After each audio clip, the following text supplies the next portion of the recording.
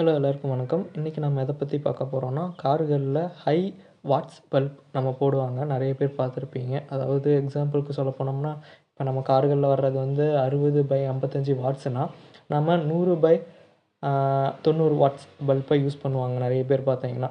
இதில் என்ன பார்த்தீங்கன்னா, நிறைய பேர் வந்து இதுக்கு கொஞ்சம் ஹார்னஸ் மாற்றுவாங்க. அதாவது ஒயரிங் ஹார்னஸ்ன்னு சொல்லி மாற்றுவாங்க.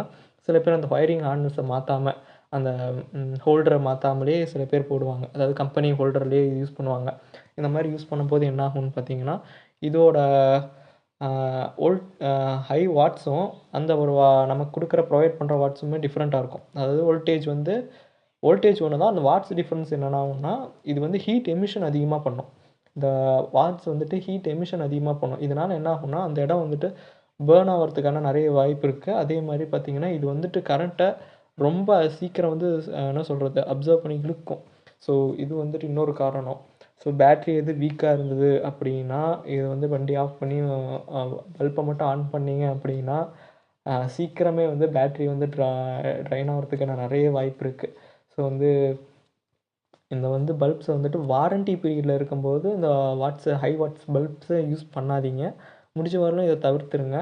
ஏன்னா பார்த்தீங்கன்னா, இது ஒயரிங் ஹார்னஸ்க்கு ஒரு பிரச்சனையாக வரலாம். ஃபயரிங் ஹார்னஸில் சில இடத்துல பேர்ன் ஆகும், சில இடத்துல மெல்ட் ஆகிடும். ஸோ அதனால் ஃபயரிங் இஷ்யூஸ் வரும். ஃபயரிங் ஆக்சிடென்ட்ஸ் இஷ்யூஸ்லாம் நிறைய வரும். ஸோ இந்த மாதிரி விஷயம் வரும்பொழுது இந்த பிரச்சனை வரலாம். வாரண்ட்டி பீரியடில் இருக்கும்போது இதெல்லாம் வந்துச்சுன்னா அவங்க வந்து இதை ஏற்றுக்க மாட்டாங்க. ஏன்னா நாமளாக இதை வந்து வாங்கி போடுறதுனால இது வந்து கம்பெனி சைட்லேருந்து இது வந்து இந்த பல்ப்ஸ் எல்லாம் போடக்கூடாதுன்னு தான் சொல்லியிருக்காங்க. ஆனால் கம்பெனி சைட்லேருந்து அவங்க ப்ரிவைட் பண்ணுற, அதாவது அவங்க சொல்கிற வந்து பல்ப்ஸை மட்டும்தான் போடணும். ஓகேங்களா?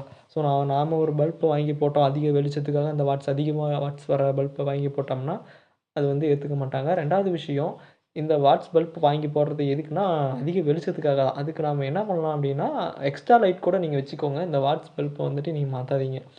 ஸோ முடிஞ்ச வரைக்கும் இந்த வாட்ஸ் பல்ப் ஏன் மாற்ற வேணாம்னா, எலக்ட்ரிக்கல் இஷ்யூஸ் நிறைய வர்றதுக்கு நிறைய வாய்ப்பு இருக்குது. ஸோ இந்த வாட்ஸ் பல்ப் யூஸ் பண்ணிங்கன்னா, அதாவது கரெக்டான வாட்ஸ் பல்ப் நீங்கள் யூஸ் பண்ணிங்கன்னா, உங்களோட எலக்ட்ரிக்கல் சிஸ்டம்ஸ், அதாவது காரோட எலக்ட்ரிக்கல் சிஸ்டம்ஸ் கொஞ்சம் நல்லாயிருக்கும்.